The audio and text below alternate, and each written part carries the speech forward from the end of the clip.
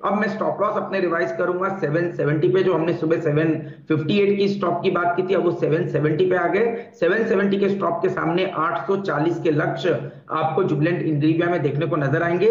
और वैल्यूएशन के टर्म में हमने पहले भी कहा कि 20 टाइम के पी मल्टीपल पे फॉरवर्ड बेसिस पे ये स्टॉक अवेलेबल है, जो कि इसके पीयर्स के कंपैरिजन में बहुत ही सिग्निफिकेंट डिस्काउंट पर इस समय स्टॉक ट्रेड कर रहा है। तो एक अच्छी तेजी टेक्निकली और फंडामेंटली दोनों ही लिहाज से जुबिलेंट इंग्रेविया के स्टॉक में देखने को नजर आ जाएगी। चलिए, यहां पर आप ध्यान देंगे लॉन्ग साइड पर। अब ऐसा करते हैं, वीरेन जी को जोड़ते हैं और उनके सामने प्रस्तुत करते हैं टाटा पावर। वीरेन जी। जी हाँ शैलची, अगर आप देखें टाटा पावर अपीयर हो रहा था मेरे स्क्रीन पे, और कुछ अगर आप देखें इसी सेक्टर के और स्टॉक्स, लेकिन टाटा पावर 135 पे क्योंकि डे हाई पर है। याद रखिएगा, जरा प्लीज महीने भर का चार्ट कवर कर लीजिएगा। आप इसको दो प्रोस्पेक्टिव से देख सकते हैं। एक इसकी आप समझ लीजिए कि 11 जून से लेकर अब तक की चैनल, और उसके बाद दूसरी चैनल जो इसने 6 अगस्त से लेकर अब तक मेंटेन की थी, और तीसरा प्रोस्पेक्टिव ये है कि आप सिर्फ उस 3 सितंबर से लेकर अब तक की प्राइस पैटर्न पर फोकस करें। मानस जी, टाटा पावर, एक तो इस पे 140 का कॉल ऑप्शन रखिएगा। क्यों 140 का कॉल ऑप्शन? क्योंकि वही नियरेस्ट स्ट्राइक है जिसको हम ट्रेड कर सकते हैं 5-5 रुपए के मल्टीपल पे। चंदन, ये मानस जी, 135 के ऊपर जो कि 3 सितंबर का हाई है, एक लॉजिकल टारगेट क्या बनता है? 138, 140। और ऐसे में क्या इस ऑप्शन को चेस करना चाहिए या फिर आप फ्यूचर्स में ज्यादा कंफर्टेबल हैं? देखिए, दोनों में आप पोजीशन ले सकते हैं। जो 140 का कॉल ऑप्शन है 2 रुपए 50 पैसे के आसपास ट्रेड कर रहा है, तो रिस्क बहुत कम है। यहाँ पर आप खरीदारी कर रहे हैं, 1 रुपए 50 पैसे का स्टॉप लॉस रखिए और कम से कम 6 रुपए के टारगेट सेट करिए। कैश की बात करें या स्पॉट की बात करें, तो ऑलरेडी हमने एक ब्रेकआउट देख लिया है चार्ट पे। अब 135 के ऊपर स्टॉक निकल गया है, तो अभी खरीदारी करिए। 132 रुपए का स्टॉप लॉस रखिए और ऊपर की तरफ 142 से लेकर 145 के टारगेट आप टाटा पावर में बहुत ही जल्द देखेंगे। आपके सामने दिल्ली से खबर आती हुई, और मेरे ख्याल से लक्ष्मण जी फोनर पे हैं। बिना विलंब के लक्ष्मण जी को जोड़िए और वही आपको खबर बताते हुए दिखेंगे। दो अलग अलग सेक्टर्स से जुड़ी खबरें, ऑटो और स्टील। लक्ष्मण जी, पहले ऑटो। देखिए, ऑटो को लेकर खबर यह है कि सरकार ने यहाँ पे एंटी डंपिंग ड्यूटी का दायरा बढ़ाने का फैसला लिया है। ये जो एंटी डंपिंग ड्यूटी का दायरा बढ़ाने का फैसला लिया गया है, वो दरअसल ट्रेलर के एक्सेल के ऊपर एंटी डंपिंग ड्यूटी का दायरा बढ़ाया जा रहा है। दरअसल पहले जो एंटी डंपिंग ड्यूटी लगाई गई थी, उससे बचकर भी कई सारी कंपनियां यहाँ पे डंप कर रही थी, और इसकी डिमांड यॉर्क ट्रांसपोर्ट इक्विपमेंट ने की थी। और अब यॉर्क ट्रांसपोर्ट इक्विपमेंट के मांग के आधार पर 0.16 किलो प्रति डॉलर से लेकर 0.46 डॉलर प्रति टन तक एंटी डंपिंग ड्यूटी लगाने की सिफारिश की गई है। अब बहुत जल्द आप यहाँ पर देखेंगे कि वित्त मंत्रालय की तरफ से अंतिम नोटिफिकेशन जारी होता हुआ दिख सकता है। लक्ष्मण जी, जरा जमुना ऑटो पर व्यू ले लेते हैं। वैसे भी आपकी खबर से सारे के सारे ऑटो एक्सिलरी स्टॉक्स पहले से ही मूव में हैं। मानस जायसवाल साहब, जमुना ऑटो इंडस्ट्रीज 90.6 आपके सामने, बताइए क्या कीजिएगा? बहुत शानदार मूव, दिन के लो 86 से अब तक। बिल्कुल खरीदेंगे। देखिए, ये एक ब्रेकआउट मूव है। जो 91-92 के स्तर थे वो ऑलरेडी ब्रीच हो चुके हैं। वॉल्यूम्स बेहतर दिखने लगे इंटरडे चार्ट पे। तो अब यहाँ पर आपको बड़े टारगेट 105 से लेकर 107 के सेट करने हैं। 10 से 12 रुपए का मूव करंट लेवल से देखने को मिल सकता है। तो 87 के स्टॉप लॉस के साथ आप जमुना ऑटो में पोजीशन ट्रेड ले सकते हैं।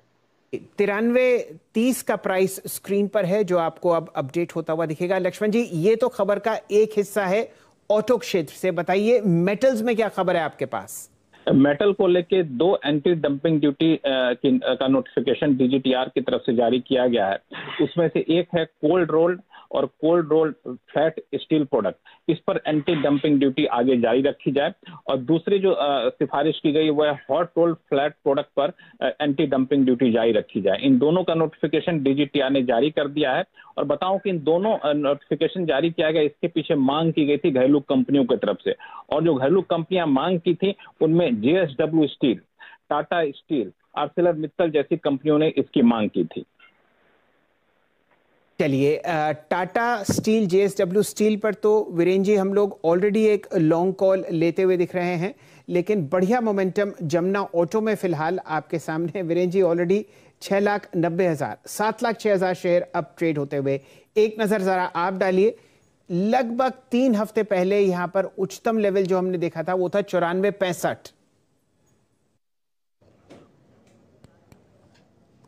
जमुना ऑटो शैल जी अगर आप देखें तो फ्लो करता हुआ हाई डे हाई पर, और मूव के पीछे अगर आप देखें वॉल्यूम्स काफ़ी स्ट्रॉन्ग है 93 नाउ। जरा प्लीज़ एक बार इसके आज की वॉल्यूम्स की टेंडेंसी क्या है मैं आपको समझा देता हूँ। इसके लास्ट आप समझ लीजिए कि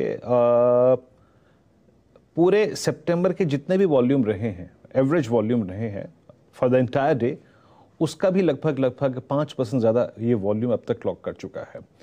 एक अच्छा ब्रेकआउट था मेरे ख्याल से शैल जी, अभी कहीं ना कहीं जिस तरफ बढ़ रहा है पहले मार्क में वो है 9470, जो कि इसका कहीं ना कहीं 26 अगस्त का हाई भी है। तो मेरी निगाहें शैल जी यहाँ पर 9470 पे रहेंगे। जिस क्वांटम का यहाँ पे प्राइस है, सॉरी वॉल्यूम है, बहुत स्ट्रॉन्ग पॉसिबिलिटी अगर आप देखें तो ये स्टॉक 9560 की तरफ जा रहा है आपकी स्क्रीन पर। Markets at day high 17420। Auto stocks, auto ancillary, साथ ही साथ आपकी स्क्रीन पर आप देखें मेटल्स में काफ़ी स्ट्रॉन्ग स्विंग नज़र आ रहा था इस वक्त। और M&M आप देखिए आपकी स्क्रीन पे, ये एक और स्टॉक जो कि ऑटो स्पेस से डे हाई की ट्रैजेक्टरी में। शैल जी, ये इससे पहले कि हम लोग लक्ष्मण जी से विदा लें, रॉय साहब आज एक अहम खबर आप ट्रैक कर रहे हैं कैबिनेट की मीटिंग में, वो है ऑटो सेक्टर के लिए एक शानदार PLI स्कीम जिसकी चर्चा हो सकती है, और ये खबर आपने कल CNBC आवाज पर ब्रेक की थी।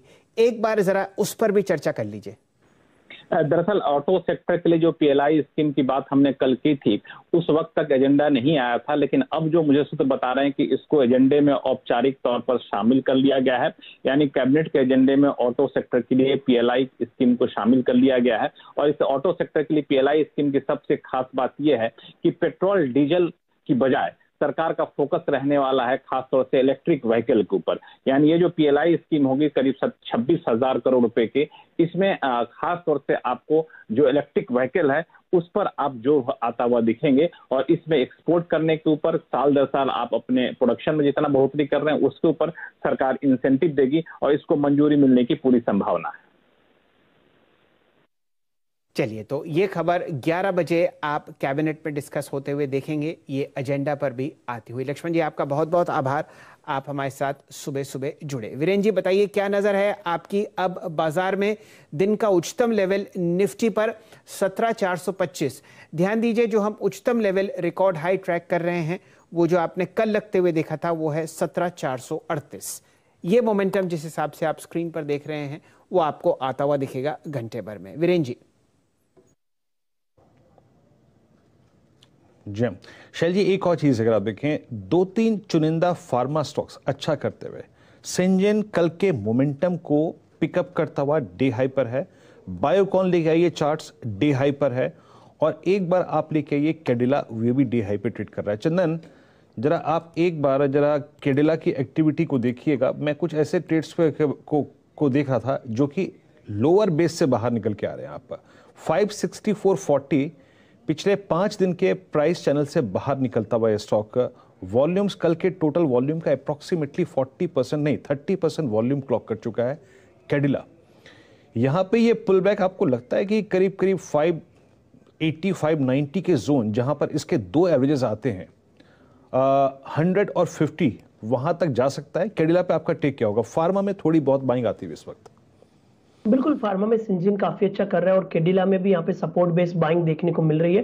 अच्छी बात है, यहाँ पे कंसोलिडेशन ब्रेकआउट हो रहा है और आप देखोगे लगभग इसने 15 दिनों के कंसोलिडेशन के बाद अब मुंह दिखाने का प्रयत्न किया है, तो बिल्कुल पॉजिटिव बायस बनेगा। 553 का स्टॉप लॉस है और यहाँ पे लगभग 23 अगस्त के जो हाई है 577 और 585 वहां तक के लेवल यहाँ से बन सकते हैं।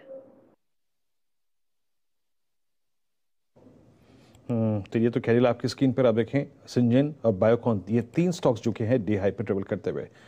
17,423 अच्छा करता हुआ। कल क्लोजिंग में मेरे ख्याल से मानस ने एक ट्रेड और पिक किया था। मेरे ख्याल से मानस HDFC लाइफ आपने पिक किया था। HDFC लाइफ कल हमने सुबह सुबह क्लोजिंग में ओपनिंग में लिया भी था।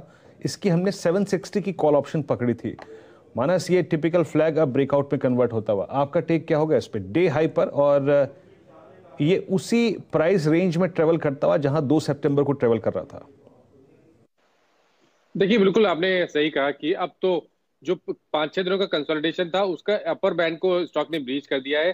तो मेरे ख्याल से जो 2 सितंबर के हाईज थे 775 के, वही आपके लॉजिकल टारगेट होंगे। तो करंट लेवल्स पे खरीदारी करिए।